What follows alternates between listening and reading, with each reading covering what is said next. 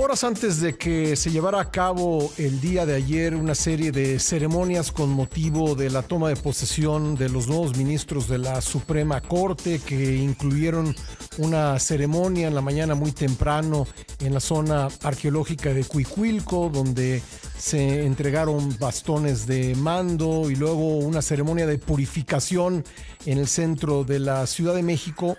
Mauricio Merino, analista político, investigador de la Universidad de Guadalajara, escribía en su artículo semanal en el periódico El Universal lo siguiente: entiendo que el mensaje que quieren enviar desde el régimen es que el pueblo ha llegado a los tribunales o algo así, pero esa teatralidad es tan abusiva como indignante. Va de nuevo, pero esa teatralidad es tan abusiva como indigna en nuestras comunidades indígenas.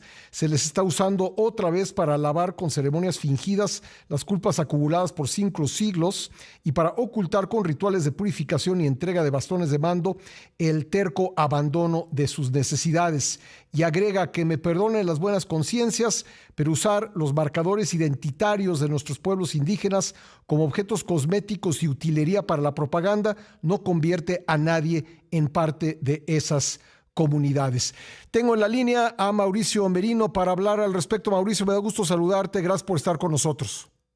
Gracias por leer mi artículo, querido Pascal. Aprecio mucho que lo hagas. Tú Pues en particular. me pareció que además describiste de manera muy puntual lo que ocurrió antes de que ocurriera. Era previsible, ¿verdad?, lo que iba a pasar. No, pero eso no es magia, lo habían anunciado, ¿no? Sí. Y ya lo habíamos visto, lo hemos visto muchas veces, ¿no? Bastones de mando, copal, bueno, creo que ayer se esmeraron, ¿no? Porque sí llegó un momento en el que, a ver, hay una confusión, Pascal, incluso con la laicidad del Estado mexicano. Sí, porque pues se habló de deidades, se habló de Tonantzin, de Quetzalcóatl, cuando Sí, que apenas unos días hincados. antes Gerardo Fernández Noroña le había dicho a la senadora Lili Telles que por decir gracias a Dios en su mensaje o en su participación en la tribuna de la Comisión Permanente, le dijo que estaba violando el Estado laico. ¿Y esto qué fue?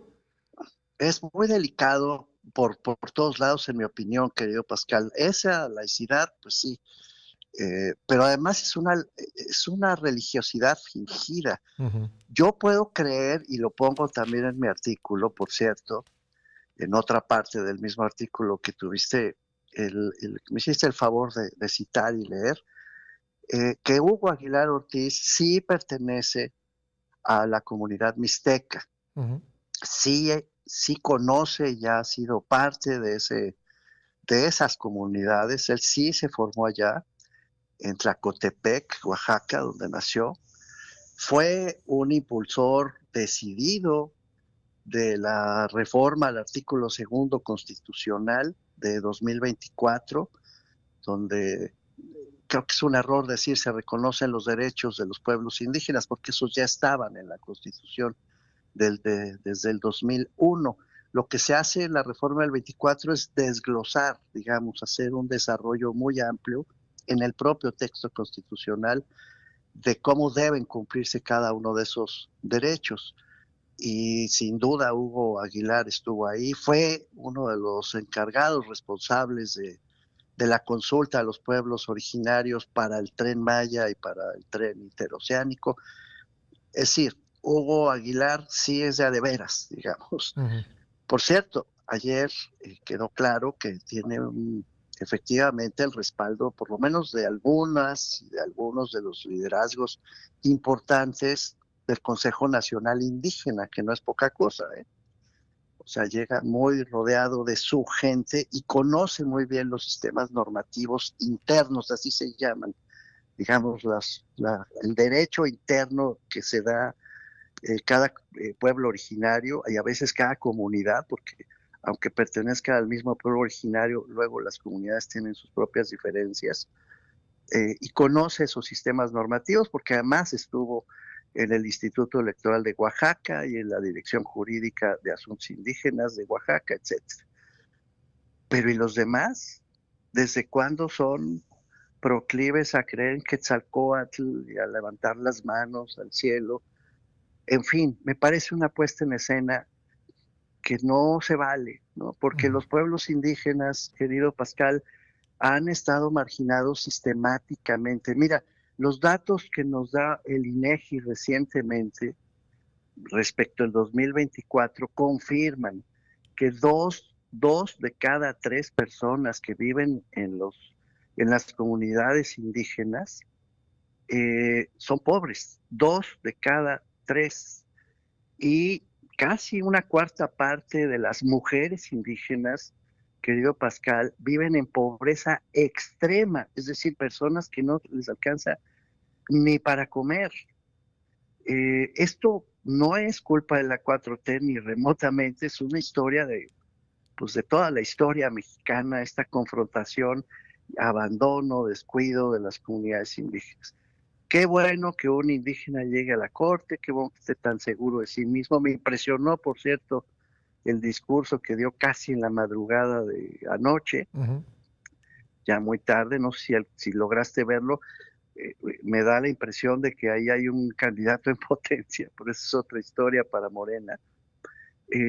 Pero sin duda, Hugo Aguilar, yo le reconozco su raigambre. No a los demás, no el uso abusivo de estas marcadores identitarios. Por cierto, la presidenta en su informe mencionó que le están dando por fin algo de dinero a las comunidades para que decidan su destino. Y habló, tengo aquí los datos, de 12.300 millones de pesos de presupuesto. Suena fuerte, que están siendo distribuidos a 20.348 comunidades. Pues divídanle, ¿no? Cada comunidad tiene más o menos 600,000 pesos, Pascal. Sí. Pues eso no les va a sacar del problema, ¿no? Es mucho más importante lo que Creo está que no haces ni pasando una con calle esas con eso, comunidades. Mauricio.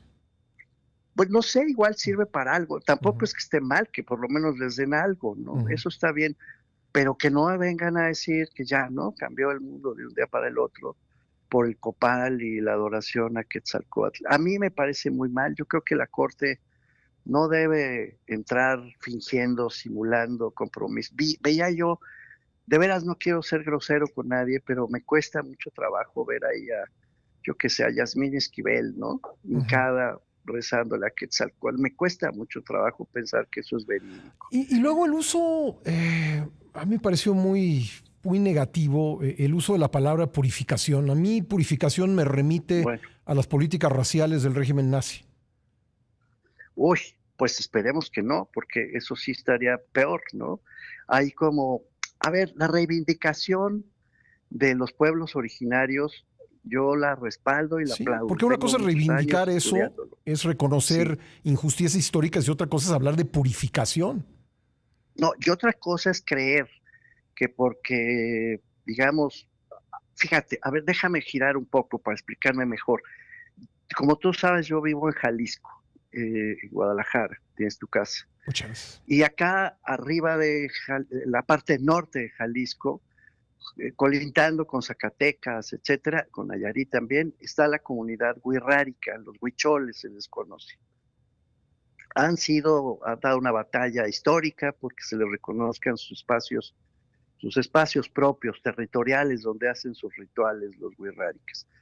Hay un consenso entre los antropólogos que dio Pascal de quienes visitan a la comunidad wixárika, antropólogos de distintos países, también mexicanos, que luego se confunden y creen que pueden tomar peyote Ujú. porque les gusta tomar peyote, pues es un psicotrópico, y ya, ¿no? Se sienten parte de la comunidad wixárika y empiezan a hablar como si fueran huicholes.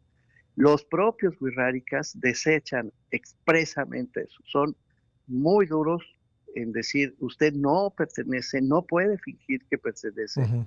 Qué bueno que tengamos su simpatía, qué bueno que tengamos su apoyo, eso sí, pero no finja usted que pertenece a algo a lo que no pertenece, porque esa es otra forma de Claro, discriminación positiva. y es lo que vimos ayer, ¿no? Porque como dices, fuera de Hugo Aguilar Ortiz, que evidentemente sí es indígena, pues los Sí. demás no tienen nada que ver con esa realidad.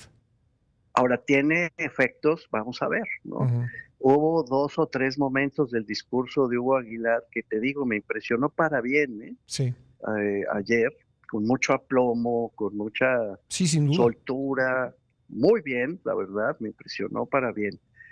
Pero hizo varias observaciones, señalo 2 para no Sí, extenderme ¿me mucho. permites un segundito, Mauricio? Voy Ay, a tener perdón, que claro, hacer una pausa aquí, obligada, y regreso a seguir contigo.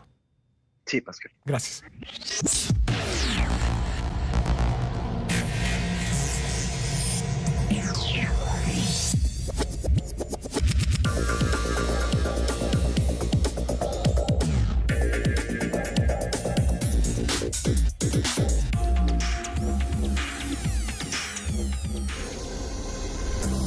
No le cambie. ¿Como para qué?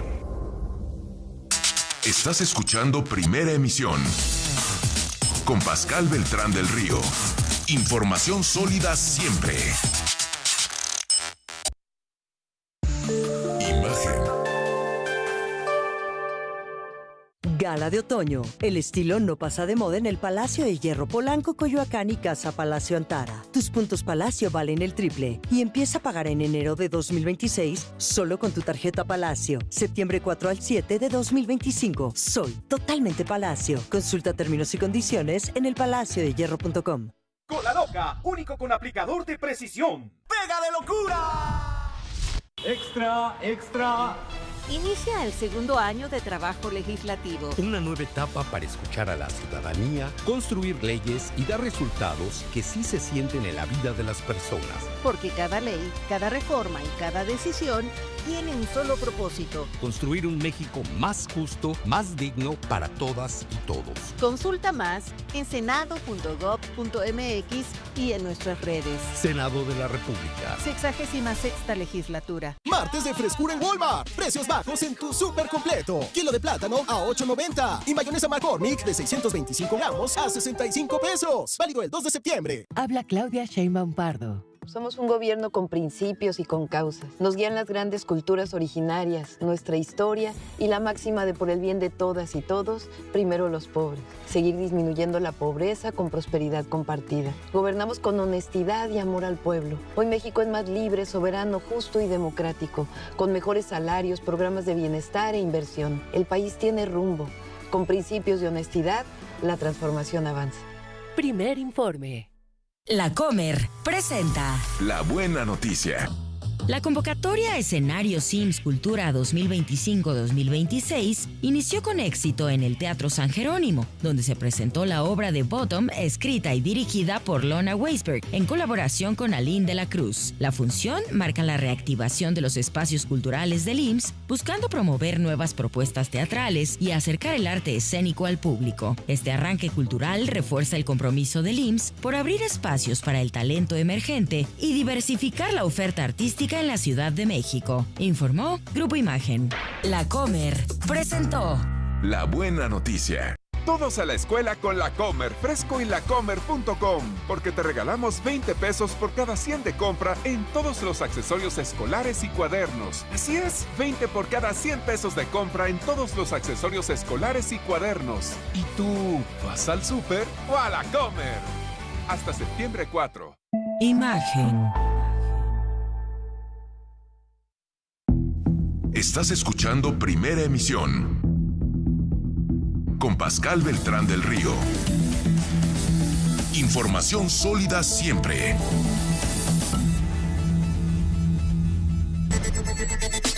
Estamos conversando con Mauricio Merino sobre el arranque de la nueva Suprema Corte que surgió de la elección judicial del pasado 1 de junio. Y me decías, Mauricio, que hubo dos aspectos del discurso del presidente de la Corte, Hugo Aguilar Ortiz, que te parecieron rescatables y ahí ibas a comentar. No, preocupantes, me parece rescatable. Perdona, preocupantes, discúlpame. Sí, todo bien, ¿no? Pero hubo dos momentitos que sí me preocuparon. Uno, que enfatiza que la Suprema Corte de Justicia dejará de ser, lo dice expresamente, un tribunal de derecho para convertirse en un tribunal de justicia. No es trivial, ¿eh? Es decir, que el presidente de la Corte diga el derecho sometido a la justicia. Es un fraseo que yo ya había escuchado en las mañaneras con Andrés Manuel López Obrador. ¿Te acuerdas? No vengan con que la ley es la ley. Sí. Y si tenemos que elegir entre la ley y la justicia, elegimos la justicia. El problema, querido Pascal, que es obvio, es quién decide qué es justo. Claro, es subjetivo. Y, bueno, pues quién decide qué cosa es justo. Es un tema de la vida misma de todas las comunidades de la historia del mundo, no es mexicano ni remotamente. Por eso es que no hago aquí un desarrollo largo, por eso se ha creado el Estado de Derecho, no el Estado de Justicia. Y se han creado derechos que representan la posibilidad de enfrentar con derechos fundamentales cualquier abuso de quienes son más fuertes, más ricos o más violentos. Sí.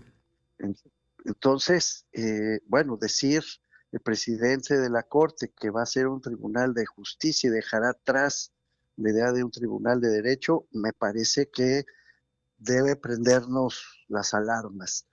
Y la segunda es que dice que se van a agilizar y que se compromete a agilizar todas las sentencias que están pendientes, los rezagos de los juicios, que son muchísimos en el país, precisamente bajo los principios, dice, y los criterios que la Corte emitirá para favorecer la justicia entendida como la justicia de las personas que tienen menos recursos.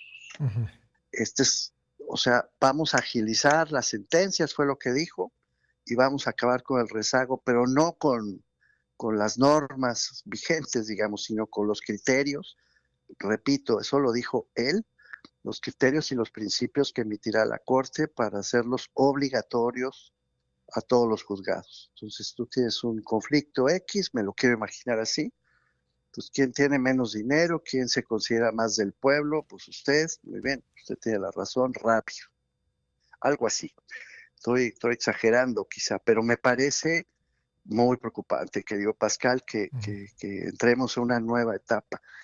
Desde el punto de vista simbólico, Hugo Aguilar se dice